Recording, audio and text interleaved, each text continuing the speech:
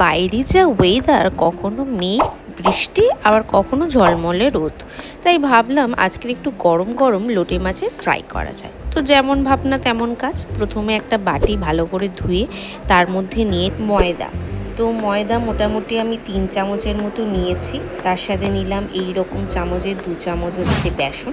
আমার মাছের পরিমাণটা মোটামুটি একটু বেশি ছিল, প্রায় 15 থেকে 17 পিস। তো সেই অনুযায়ী আমি ব্যাটারটাকে বানিয়েছি। পরে প্রয়োজন পড়লে আরও কিছু নেওয়া যেতে পারে। তো এবার আমি আবার কিছুটা কর্নফ্লাওয়ার নিলাম, আর সাথে নিলাম এই রকম 2 চামচের হচ্ছে চালের গুঁড়ি।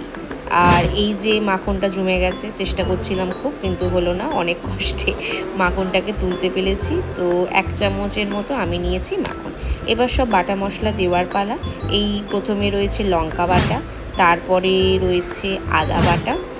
সবই আমি ওরকম 1 চামচ 1.5 চামচ এরকম করেই নিয়েছি আন্দাজ মতো। আর এটা রয়েছে রসুন বাটা, এটাও আমি হচ্ছে ওই 1 চামচের মতোই নিয়েছি। তো এই শুকনো মশলার সাথে এইগুলো প্রথমে ভালো করে মিশিয়ে নিতে হবে। তারপর আস্তে আস্তে জল কিন্তু দিতে হবে। একসাথে একেবারে অনেকটা জল দেওয়া কিন্তু যাবে না, তাহলে ব্যাটার কিন্তু খুব পাতলা হয়ে যাবে। তো আস্তে আস্তে জল দিলাম। তারপর ভুলে গেছিলাম ডিমটা দিতে। তারপর একটা ডিম ফাটিয়ে ডিমটা এর মধ্যে নিয়ে নিলাম। নিয়ে সবগুলো ইনগ্রিডিয়েন্ট ভালো করে মিক্স আপ করতে হবে। এবার এখানে দিয়ে দিলাম স্বাদ মতো নুন। নুনটা পরিমাণ বুঝেই দিতে হবে, কারণ মাছকে যখন পরে আমরা ম্যারিনেট করতে বসাবো তখনও কিন্তু নুনটা আমরা ইউজ করব। তো সেই বুঝে কিন্তু নুনটাকে দিতে হবে।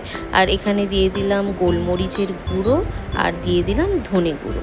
দিয়ে সব ইনগ্রিডিয়েন্টস কিন্তু ভালো করে মিক্স আপ করে একদম স্মুথ একটা ব্যাটার তৈরি করতে হবে। কিন্তু কোনো রকম কোনো লাম্পস থাকলে কিন্তু হবে না। একদম ফেটিয়ে ফেটিয়ে ফেটিয়ে ভালো করে স্মুথ করে এই রকম কনসিস্টেন্সি মোটামুটি হবে, তবে গিয়ে আমাদের পারফেক্ট ব্যাটারটা কিন্তু তৈরি হবে।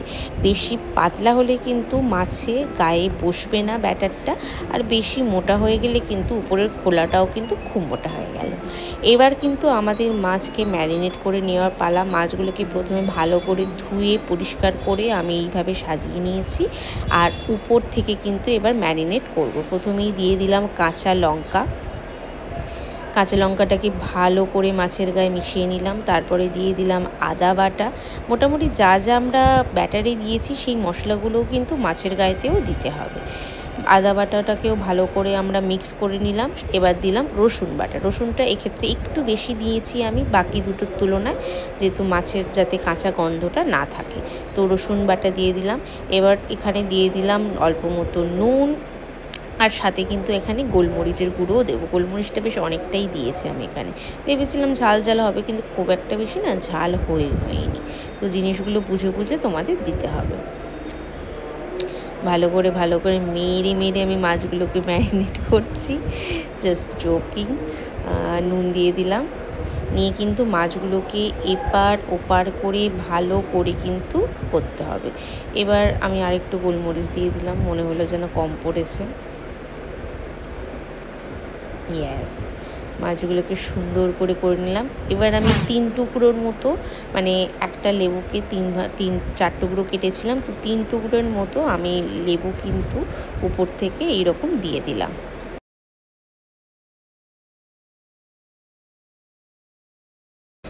ফাইনালি তাওয়াটা বসিয়ে এই রকম চ্যাপ্টা মতো আমি তাওয়া নিয়েছি, যাতে মাছগুলো গোটা গোটা ভাজতে সুবিধা হয়।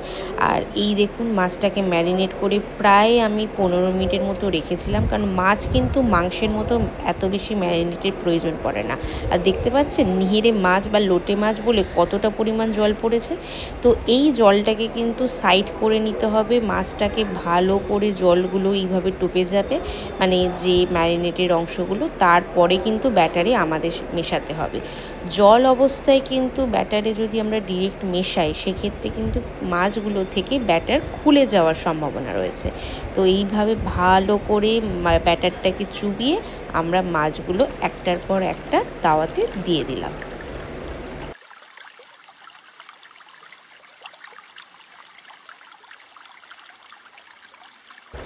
এইভাবে একে একে কিন্তু যে কটা ধরা পসিবল একটা তাওয়ার মধ্যে, আমি যেমন তিনটে তিনটে করে ভাজছিলাম, তো আপনাদের তাওয়া অনুযায়ী আপনারা মাছগুলো ভাজবেন, যে কটা ভাজা পসিবল সেই অনুযায়ী কিন্তু একে একে সব কটা মাছগুলোকে ভেজে নিতে হবে।